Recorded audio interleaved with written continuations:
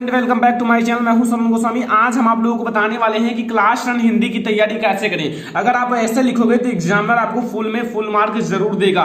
ये वीडियो देखने के बाद आपका 100% 70 में से 65 मार्क बिल्कुल पक्का हो जाएगा और आपको ये भी पता चल जाएगा बोर्ड एग्जाम में कॉपी कैसे लिखते हैं, आपको कैसे लिखना है एंड फुल मार्क कैसे अचीव करना है। और आप लोगों के लिए बहुत इंपॉर्टेंट मैटर, और क्या हम इतना बड़ा जीवन परिचय लिखें तो हमें फुल मार्क मिल सकता है। आज की इस वीडियो में सब कुछ डिस्कस करने वाले हैं। और श्लोक लिखते समय अगर आप ये दो पॉइंट ना लगाओ तो आपका 2 नंबर बिल्कुल कट सकता है। तो फ्रेंड्स, आज मैं आपको बताऊंगा ऐसे कैसे लिखना है एंड ये वीडियो आपको 100% कैसे दिला सकता है अच्छे मार्क, और आपको कॉपी कैसे लिखें ताकि फुल मार्क अचीव हो सके। जैसा कि आपको पता है, अगर क्लास 10th में हूं तो आपका टाइम टेबल जारी कर दिया गया है। टाइम टेबल आप लोग देख सकते हो। आपका टाइम टेबल 8 मई को हिंदी का पेपर है, जो कि मैं आपको स्पेशल कराने वाला हूं हिंदी का। अगर आप लोग कहोगे तो हिंदी का पेपर कैसे लिखे बोर्ड एग्जाम में, उस पर भी वीडियो बन जाएगा। एंड 12 तारीख को आपका चित्रकला का है एंड 17 तारीख को आपका इंग्लिश का है एंड 19 तारीख को आपका SST यानी कि सामाजिक विज्ञान का है। 22 तारीख को आपका है क्या 22 मई साइंस का है एंड 25 मई को आपको गणित का पेपर है। तो हिंदी में आपको कुछ करना है, कुछ नई चीजें सीखना है, तो इस वीडियो को लास्ट तक देखते रहिए। देखो स्टूडेंट, पहला मैटर आपका क्या आता है जो कि मैं आप लोगों को इसी वीडियो में बहुत सारा कुछ डिस्कस करने वाला हूं। स्टूडेंट देखो, पहले तो आपकी कॉपी दी जाएगी जैसा कि आप लोगों को दिख रहा होगा, लेकिन मैं अभी आपको कॉपी, तो स्टूडेंट इस टाइप से कॉपी आपको दी जाएगी और आपको यहां देखो अपना नाम लिखना है जैसा कि मैंने अपना नाम लिखा है। आपको अपना रोल नंबर लिखना है जो आपका रोल नंबर हो, और क्लास 10th आपको लिखना है हिंदी के सब्जेक्ट और भी चीजें। वहां आपको सब कुछ बताया जाएगा कैसे भरना है। आपको एग्जामिनर या फिर जो वहां के टीचर होंगे सब कुछ बताएंगे। टोटल मार्क आप लोग लिख सकते हो कितने मार्क का है स्टूडेंट, 70 मार्क का है। ये तो आपको पता ही है 70 मार्क का है। और जो आपका डेट हो वो जिस दिन का डेट हो, जैसे जिस दिन हिंदी का पेपर हो वो आपको लिखना है। जैसे 8 मई को रहेगा तो यहाँ आप लोग लिख दीजिएगा बस। और आपको कुछ नहीं करना है, यहाँ जो एग्जामिनर रहेगा वो साइन कर देगा और आपको कुछ नहीं करना है। स्टार्ट राइटिंग फ्रॉम ईयर, और आपको यहीं से लिखना स्टार्ट करना है। ठीक है, कोई दिक्कत नहीं, यहीं से आप लोगों को लिखना स्टार्ट कर देना है। अब आपको मैं बता दूं, अगर आप लोग जीवन परिचय याद कर रहे हो तो कौन कौन सा जीवन परिचय याद करोगे, कैसे लिखो, तो आप लोग ये जीवन परिचय याद कर लो। अभी मैं आपको बताऊंगा बोर्ड एग्जाम में कैसे लिखना है, कितना बड़ा जीवन परिचय लिखें ताकि आपको फुल मार्क अचीव हो। पहला आपको याद करना है आचार्य रामचंद्र शुक्ल जी का। ये सारे जीवन परिचय आपके बोर्ड एग्जाम में 100% आएंगे। एक इसी में से आपके 3 में से तीनों आएंगे, जिसमें से एक लिखना है। दूसरा आपका है जयशंकर प्रसाद। जयशंकर प्रसाद जी का भी आपके बोर्ड एग्जाम में कई बार पूछा गया है। सूरदास जी का, ये गद्य पद्य सबका मैं बता रहा हूं, सूरदास जी का भी आपके बोर्ड एग्जाम में कई बार पूछा गया। तुलसीदास जी का और महादेवी वर्मा जी का, ये सारे आपके रिपीटेड क्वेश्चन हैं। और आपको मैं बता दूं कि ये सारे क्वेश्चन में से आपके 2 जीवन परिचय आएंगे, और अगर आप लोग लिख दोगे सही से तो आपका 6 नंबर बिल्कुल पक्का हो जाएगा। तो आप लोगों को मैं बताने वाला हूं कैसे आपको जीवन परिचय अपने बोर्ड एग्जाम में लिखना है। जैसा कि आप लोग इसे नोट कर लो, ये आपके बोर्ड एग्जाम में पूछे जा सकते हैं और ये आपके लिए सबसे इंपॉर्टेंट जीवन परिचय है। इसे आप लोग स्क्रीनशॉट भी ले सकते हो। और कैसे आपको बोर्ड एग्जाम में जीवन परिचय लिखना है वो मैं आपको बताने वाला हूं फुल डिटेल में। और उससे पहले आप लोग वीडियो को लाइक कर दो। इस वीडियो का लाइक का टारगेट है केवल 2000 लाइक का टारगेट है, तो प्लीज आप लोग वीडियो को पहले लाइक कर दो, 2000 लाइक तक जरूर पहुंचा दो। चलिए देखते हैं कैसे आपको बोर्ड एग्जाम में जीवन परिचय लिखना है, कितना बड़ा लिखें ताकि आपको फुल मार्क प्राप्त हो जाए।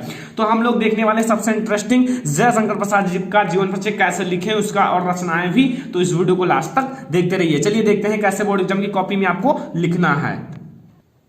तो स्टूडेंट यहां आपके पास कॉपी है और ये आपको अंडरलाइन एक ही करना है। इस तरफ आपको अंडरलाइन करना है और इस तरफ आपको बिल्कुल भी अंडरलाइन नहीं करना है। एक तरफ आपको अंडरलाइन करना है एंड मैं आपको बता दूं आपको ब्लैक स्केच का यूज करना है। इन सारे स्केच का आपको बिल्कुल भी यूज नहीं करना है। इन सारे स्केच को आपको बिल्कुल भी यूज नहीं करना अपने बोर्ड एग्जाम में। केवल ब्लैक कलर के स्केच का यूज कर सकते हो, ये सब आपको यूज नहीं करना, जैसा कि मैंने भी नहीं यूज किया है, ताकि आपको पता चल सके। यहां आपके बोर्ड एग्जाम में ये प्रश्नोत्तर नंबर 5 पूछा जाता है आपके बोर्ड एग्जाम में, जो कि आपके बोर्ड एग्जाम में यही प्रश्नोत्तर नंबर 5 आएगा, जो कि जीवन परिचय रहेगा गद्य का। ठीक है, जयशंकर प्रसाद जी का जीवन परिचय है। मैं आपको बता दूं कि कैसे आपको लिखना है, कितना बड़ा लिखना है ताकि आपको फुल में फुल मार्क अचीव हो जाए। यहां आपको जीवन परिचय हेडिंग डालना है और आपको क्या लिखना है, जीवन परिचय।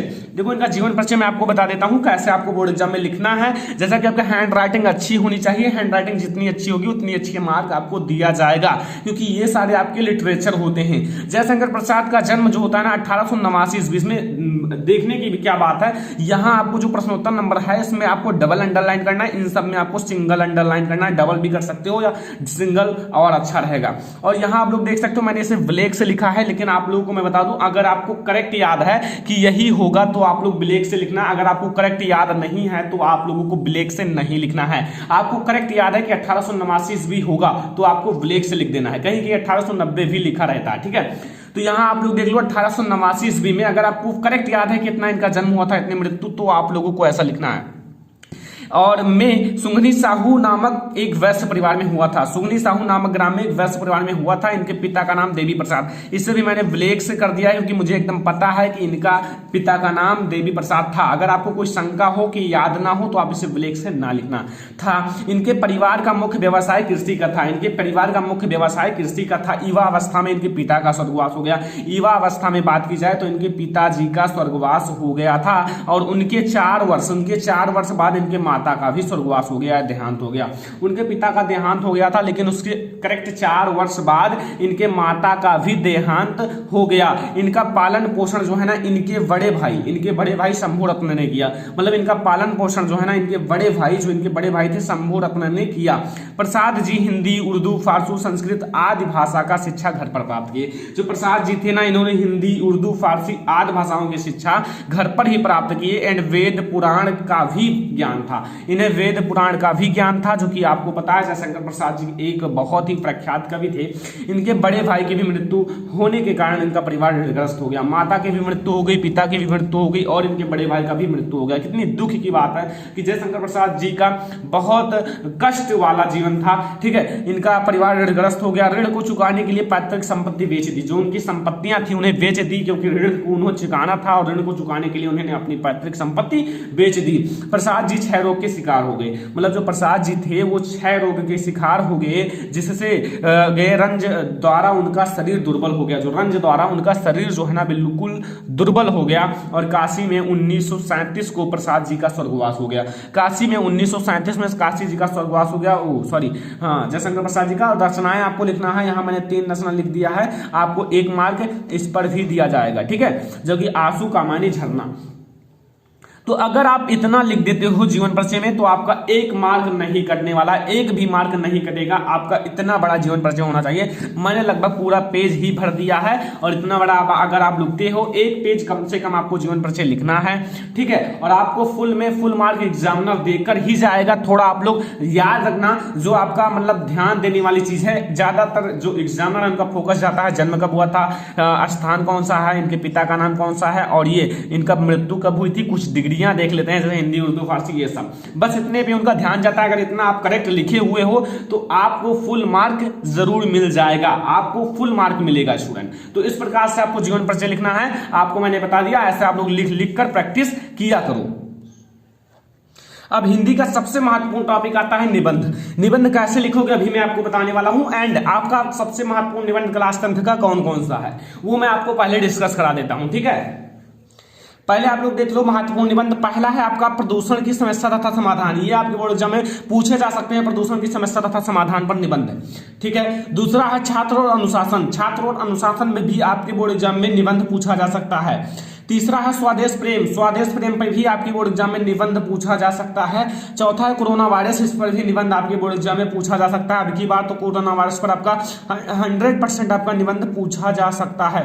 एंड 5वां है जनसंख्या में वृद्धि, जनसंख्या में वृद्धि भी आपके बोर्ड एग्जाम में निबंध पूछा जा सकता है। तो आप लोग इन 5 टॉपिक पर निबंध तैयार कर लो और बोर्ड एग्जाम की कॉपी में आपको कैसे निबंध को लिखना है, कैसे मेंशन करना है, वो मैं आपको अभी इसी वक्त बताने वाला हूं। तो जल्दी से आप लोग जल्दी से वीडियो को लाइक कर दो। 2000 लाइक की बात कर रहा हूं, कर दो स्टूडेंट, क्योंकि आपको मैं इसके बाद हिंदी की कॉपी कैसे लिखना है, पूरा टॉपर की तरह कैसे लिखोगे उस पर वीडियो बनाने वाला हूं। तो जल्दी से आप लोग यार वीडियो को लाइक कर दो ताकि हम आप लोगों के लिए मोटिवेट रहें, हमेशा वीडियो प्रोवाइड करते रहें। तो चलिए देखते हैं इसको कैसे लिखेंगे।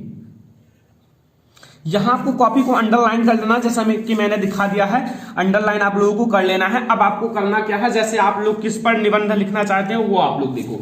जैसे आप लोगों को लिखना है कोरोना वायरस पर, लेकिन आपका ये कौन सा प्रश्नोत्तर नंबर आता है आप लोगों को पता होना चाहिए। आपका प्रश्नोत्तर नंबर 11 आता है, कौन सा आता है, तो यहां आप लोग डाल दीजिएगा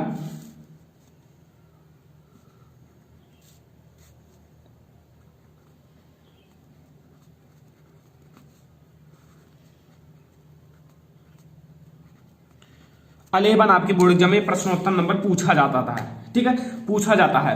अब आप लोगों को इसको करना अंडरलाइन, जो कि आपको स्केल की सहायता से 2 लाइन अच्छे से खींच देना है, ठीक है। अंडरलाइन हो चुका है, आप लोगों को इसी प्रकार से अंडरलाइन कर लेना है स्टूडेंट। अब क्या करना है कि जैसे आपका कोरोना वायरस पर लिखना है तो कोरोना वायरस आप ऊपर हेडिंग डाल देना, जैसा कि मैं आपको बता रहा हूं वैसे आप लोगों को लिखना है, तभी आपको फुल मार्क मिलेगा। यहां आप लोग डाल देना कोरोना वायरस पर हेडिंग,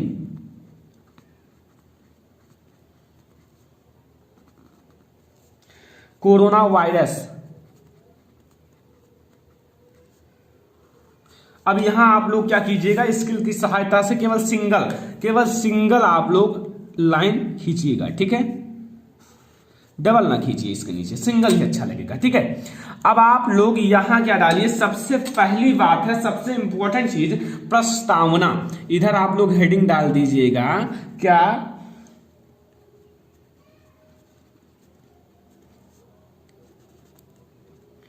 प्रस्तावना। अब स्केल की सहायता से आप लोग एक सिंगल लाइन अच्छे से खींच दीजिएगा, ठीक है। देखो बच्चों, मैं आपको ये बताना चाहता हूं कि बोर्ड एग्जाम में आप 90% अचीव कर लो, ताकि सभी का नाम हो, अपने माता पिता का भी, हमारा भी इसी के साथ। तो आप लोग यार वीडियो को देखा करो ध्यान से। अब यहाँ आप लोग प्रस्तावना लिख सकते हो, यहाँ आप लोगों को लिखना है प्रस्तावना, ठीक है। जैसे आप लोगों को पता है कोरोना, मैं फुल नहीं लिखने वाला हूं पूरा, क्योंकि मैंने इस पर ऑलरेडी वीडियो बना दिया, आप लोगों को देखना है तो सर्च कर सकते हो, कोरोना वायरस पर निबंध बाय श्रवण लेक्चरर, ठीक है, वो देख सकते हो। मैं यहां फुल नहीं लिखने वाला हूं, लेकिन थोड़ा सा आपको बता दूं कैसे लिखना है। कोरोना वायरस जो है ना स्टूडेंट, कोरोना वायरस समाचार की दृष्टि से कहां से आया,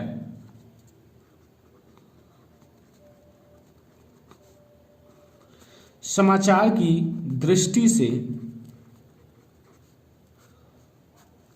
दृष्टि से कहां से आया है स्टूडेंट, चीन के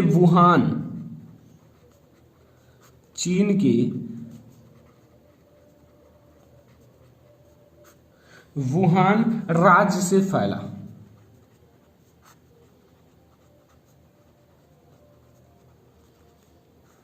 ठीक है।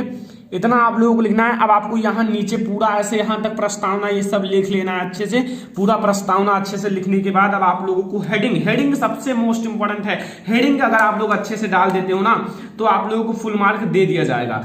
कोरोना कैसे फैलता है, यहां आप लोग डालो, ब्लैक पेन से आप अच्छे से डाल लो, कोरोना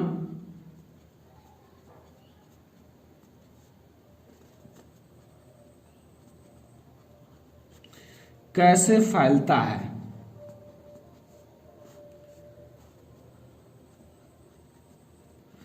फिर आप लोग अच्छे से यहां हेडिंग को अंडरलाइन कर दिया करो ब्लैक कलर से, ठीक है।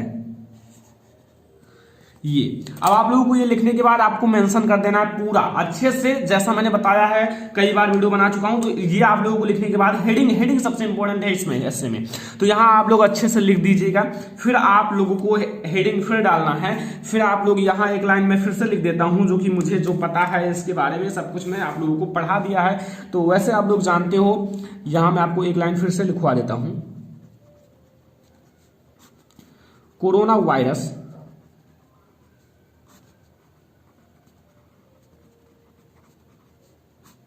संक्रमित मरीज के छींकने से, किससे, छींकने से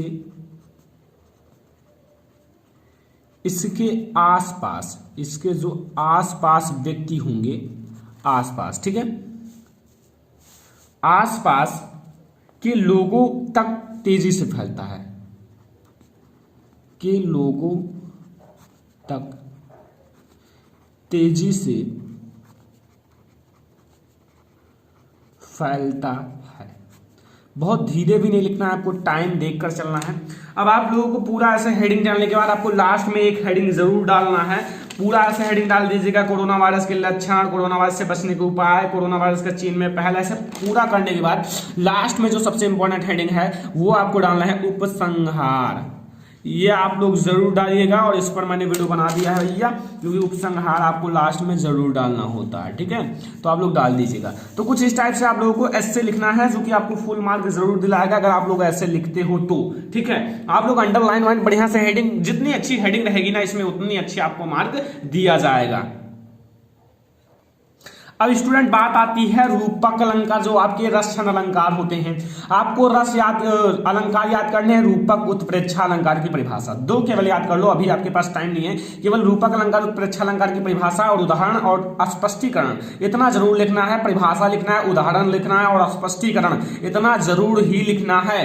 एंड दूसरा पॉइंट आपको याद रखना है, रोला अथवा सोरठा की परिभाषा तथा उदाहरण, ये आपको जरूर लिखना है। रोला अथवा सोरठा की उदाहरण तथा परिभाषा, उदाहरण, स्पष्टीकरण और हास्य रस तथा करुणरस की परिभाषा तथा स्पष्टीकरण, ठीक है। ये सब आप लोगों को लिखना है और आपको इतना ही याद भी करने हैं रसछंद अलंकार में। अब बात आती है यहाँ आप लोगों को मैं कुछ उपसर्ग की बात करा लेता हूँ। उपसर्ग जैसे अधि का होता है अधिकार और अधिग्रहण। एंड परि का होता है परिवार, परियोजना। सुधार, सुंदर। देखो स्टूडेंट, ये मैंने क्यों बता दिया, क्योंकि आपको कुछ इस टाइप से लिखने हैं और आपको अगले वीडियो में सब कुछ बताऊंगा, पूरा चीजें कैसे हिंदी की तैयारी करें, कैसे हिंदी का पेपर लिखें, कैसे कॉपी लिखा जाता है पूरी अच्छे से, ठीक है। एंड से सुंदर एंड सुधार, ये भी आपको लिख देना है। अभि से अभिलाषा, अभियोग। एंड प्रति से प्रतिशत, प्रतिदिन। सह से सहपाठी, सहयोग। अब स्टूडेंट मैं आपको बता दूं कि आप लोगों को कुछ ना कुछ तो पता ही चल गया कि हिंदी में आपको कैसे लिखना है, क्या करना है। अब आपका बात आता है कॉपी तो ऐसे ही लिखना है जैसा मैंने बताया। अब आपको मैं एक लास्ट पॉइंट बताता हूं जो कि आपको नहीं करना है, जैसा मैं बताऊंगा वैसा ही लिखना है।